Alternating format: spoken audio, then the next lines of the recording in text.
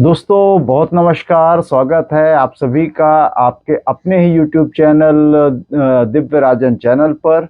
जय हिंद, वंदे मातरम, जय श्री राम। दोस्तों आज भी हम बात करेंगे अरविंद केजरीवाल जी की।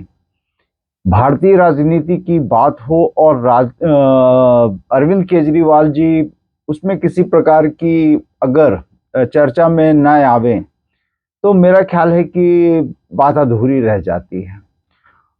और उन्होंने जो आज एक बड़ा अप्रत्याशित कदम उठाया, मतलब शायद है कि जिनके समर्थन में उठाया वे भी शायद है कि अभी तक उनको भी यह विश्वास नहीं हुआ होगा कि अरविंद केजरीवाल जी उनके समर्थन में कोई बात कह रहे हैं या उनके केजरीवाल साहब की पार्टी के शब्दों में कि सैद्धांतिक रूप से हम आपके साथ हैं इस कदम को लेकर। यह अपने आप में साहब बहुत बड़ी बात है।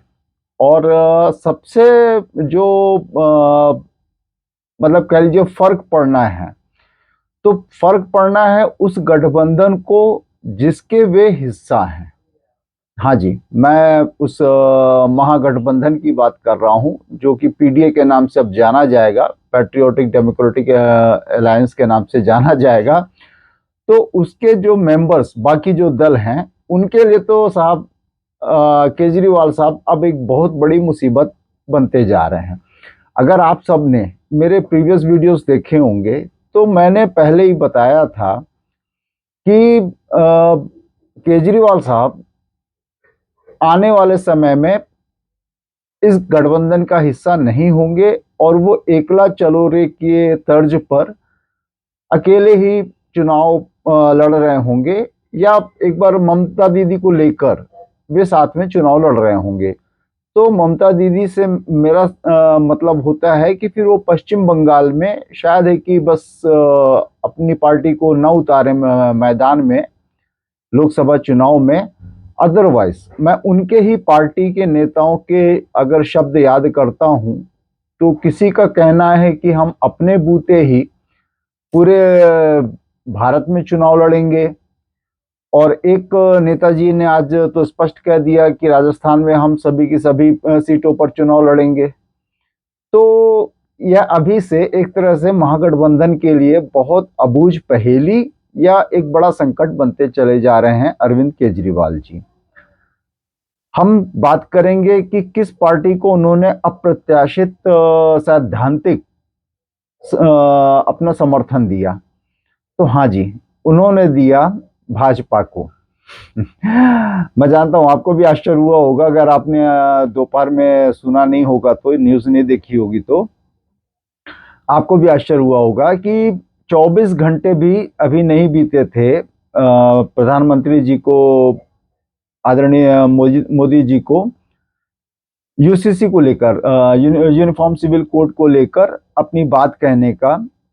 और आम आदमी पार्टी के एक नेताजी ने इसका समर्थन कर दिया कि हम सैद्धांतिक रूप से साथ हैं। एक कंडीशन भी जोड़ी कि हाँ, एक कंसेंसस बना लेना चाहिए कि जो भी इसके स्टेक होल्डर्स हैं सभी के साथ एक चर्चा हो जानी चाहिए। अब वैसे तो देखिए साहब, केजरीवाल जी का अब तक जो भी निर्णय लेते रहे हैं, तो वे तो मैंने कुछ एक अगर मुझे अच्छे से सीन्स याद हैं, आप सबको भी याद होंगे कि वे गली मोहल्ले में जाकर, रोड पर जाकर एक कंसेंसस लेते थे, लोगों से आम राय लेते थे, उसके बाद ही कोई निर्णय लेते थे, जैसा कि उन्होंने अपने शुरुआती दिनों में तो दिखाया था। अब इस निर्णय के पीछे हम थोड़ा समझना चाहेंगे कि केजरीवाल साहब चाहते क्या है। तो दो कंडीशन होती है, जैसे कि अभी अब माकन साहब को, अजय माकन जी जो दिल्ली कांग्रेस के वरिष्ठ नेता हैं, उन्होंने सीएम फेस भी बने थे कांग्रेस के, और संदीप दीक्षित जी और अलका लांबा जी, जो ये नेता और भी कई नेता हैं जिनका यह कहना था कि आम आदमी पार्टी का भाजपा के साथ एक अंदरूनी मेलजोल हो गया है, तालमेल हो गया है या समझौता हो गया है, तो उनकी बातों को बल मिलता है। तो अगर ऐसा होता है तो फिर महागठबंधन से तो इनकी विदाई तय हो जाएगी। क्योंकि भाजपा से समझौता करना मतलब है कि महागठबंधन के साथ आप फिर कहने के लिए भी साथ में नहीं है। और दूसरी बात, क्या आम आदमी पार्टी मुस्लिम वोट बैंक, क्योंकि जैसे प्रधानमंत्री जी ने कहा भी था कि एक वर्ग को खासतौर पे डराया जाएगा, उनको भयभीत किया जाएगा इस कानून को लेकर। मैं बात कर रहा हूँ यूनिफॉर्म सिविल कोड की, कि उनके मन में भय भरा जाएगा और इसका दोहन किया जाएगा। तो साहब, अब क्या अरविंद केजरीवाल जी या फिर केजरीवाल जी कोई बहुत बड़ी ऐसी तीर चलाना चाहते हैं, तोप चलाना चाहते हैं कि वह एक ही साथ कई निशानों को साध लेंगे? सोच में तो उन्होंने डाल दिया। और मगर देखिए, एक चीज है, आप अरविंद केजरीवाल जी को यू लव हिम और hate him, but at the moment you can't ignore him. तो केजरीवाल जी ने जो यह पैंतरा चला है, यह सभी विपक्षी दलों के लिए एक तरह से यह कह लीजिए कि उनकी शायद है कि उनकी बुद्धि नहीं काम कर रही होगी कि वे करें तो अब करें क्या केजरीवाल जी का। वे उनके लिए दिन प्रतिदिन गले की हड्डी बनते जा रहे हैं, कि न उगलते बन रहा है, न निगलते बन रहा है। तो और देखिए, दूसरी तरफ एक ये भी स्थिति है कि गौरव भाटिया जी, जो कि भाजपा के प्रवक्ता हैं, आधिकारिक प्रवक्ता हैं, उन्होंने तो आपसे, आम आदमी पार्टी से समर्थन इस बाबत लेने से भी परहेज कर रहे हैं। पर उन्होंने साफ शब्दों में कहा, अगर उनके शब्द मैं पढ़ सकूं तो उन्होंने कहा कि आप एक पलटू भ्रष्ट पार्टी है, हम उस पर भरोसा नहीं कर सकते।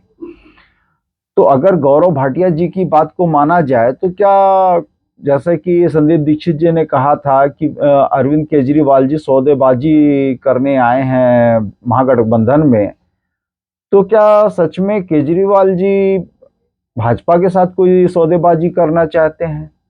यह प्रश्न भी खड़ा होता है। तो अब इस परिस्थिति में हम आपके इस कदम का क्या अर्थ निकालें?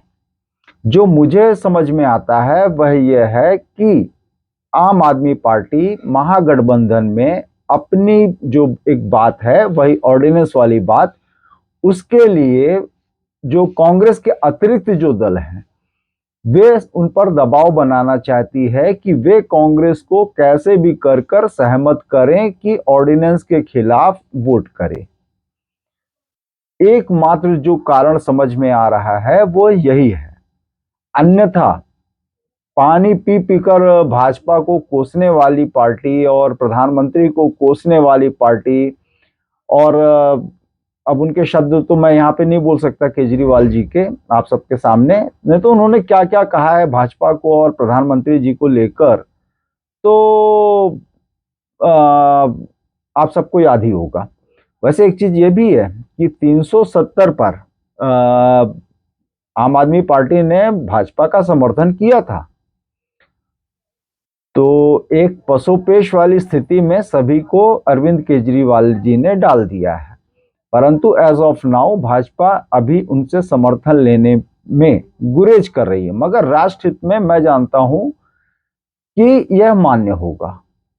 अब हो सकता है कि कल को, अब जैसा गौरव भाटिया जी कहते हैं कि इनका विश्वास नहीं किया जा सकता, आम आदमी पार्टी का विश्वास नहीं किया जा सकता, यह भ्रष्ट पलटू पार्टी है, तो यह तो समय ही तय करेगा।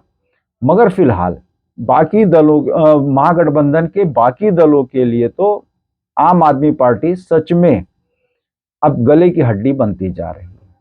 ना उगलते बनेगा, ना निगलते बनेगा, क्योंकि जितने भी महागठबंधन के जो आप दल देखेंगे तो उनकी डिपेंडेंसी बहुत हद तक भाजपा मुसलमानों के वोट बैंक पर रहती है। आप किसी की भी बात कर लें, चाहे वो आप जनता दल यूनाइटेड हो, तेजस्वी यादव जी की राष्ट्रीय जनता दल हो, समाजवादी पार्टी हो, कम्युनिस्ट हो, तृणमूल कांग्रेस हो, या कोई भी बाकी जो अन्य दल हैं, आप सबकी बात कर, एमके स्टालिन जी की पार्टी हो, किसी की भी बात कर लें, तो उनके लिए तो साहब मुसीबत बनते जा रहे हैं। अब यह तय उनको करना है कि गठबंधन में, पीडीए में अरविंद केजरीवाल जी को साथ लेकर जाएंगे या उन्हें डंप करेंगे। खैर साहब, इस बीच में एक कल भी मैंने आप सबके साथ शेयर की थी कि हाई कोर्ट ने किस प्रकार से हिंदू समाज की पीठ पर हाथ रखा, पीठ थपथपाई, एक तरह से साधुवाद दिया, धन्यवाद दिया कि बड़ा सहिष्णु समाज, बहुत ही मतलब उन्होंने ऐसी कुछ टिप्पणी की जो कि हिंदू जनमानस के लिए एक तरह से मैं ये कहता हूँ मुहर जैसे लगाई, कि बहुत ही उनकी सहिष्णुता पर, हिंदुओं की सहिष्णुता पर हाई कोर्ट की मुहर लगी। हालांकि देखिए, पूरा विश्व जानता है ना इस बात को, तो किसी के हमको सर्टिफिकेट की वैसे वो नहीं है, बट अगर एक ऐसी संस्था और उसके जो माननीय न्यायाधीश अगर वे कोई बात कहते हैं तो बात वजन रखती है। तो आज माननीय हाईकोर्ट ने एक और टिप्पणी की, यह आदि पुरुष नामक साजिश जो है कि आप एक डॉक्यूमेंट्री इसी प्रकार की, अब मैं उस पवित्र पुस्तक का नाम नहीं लेता हूं, धर्म ग्रंथ का नाम नहीं लेता हूं, मगर चलिए आप किसी भी दूसरे धर्म ग्रंथ पर आप ऐसी कोई एक डॉक्यूमेंट्री बनाकर दिखा दीजिए और फिर अपना अंजाम देखिए। तो यह टिप्पणी तो बहुत स्वागत योग्य है और सच में बहुत मायने भी रखती है।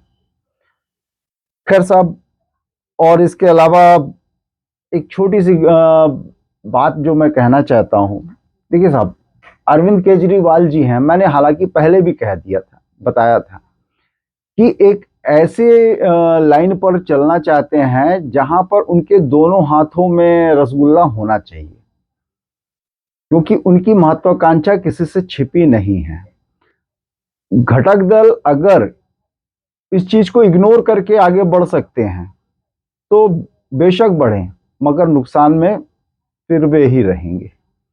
मैं ऐसा नहीं कहता कि तुरंत प्रभाव से वे उनके सामने झुक जाएंगे या कुछ कंप्रोमाइज कर लेंगे, मगर इतना तो मैं श्योरिटी के साथ कह सकता हूं कि आम आदमी पार्टी और केजरीवाल साहब के साथ उनकी यह यात्रा बहुत लंबी नहीं चलेगी। It's a matter of few weeks, if not days और मंथ्स। आज के लिए इतना ही, मुझे आज्ञा दीजिए। और डेफिनेटली संवाद अच्छा लगा हो, पहली बार चैनल पर आए हो तो सब्सक्राइब करें, लाइक करें, और आप सभी से एक रिक्वेस्ट है, लाइक करके मुझे प्रोत्साहित करें। जय जय सिया राम, जय हिंद, वंदे मातरम।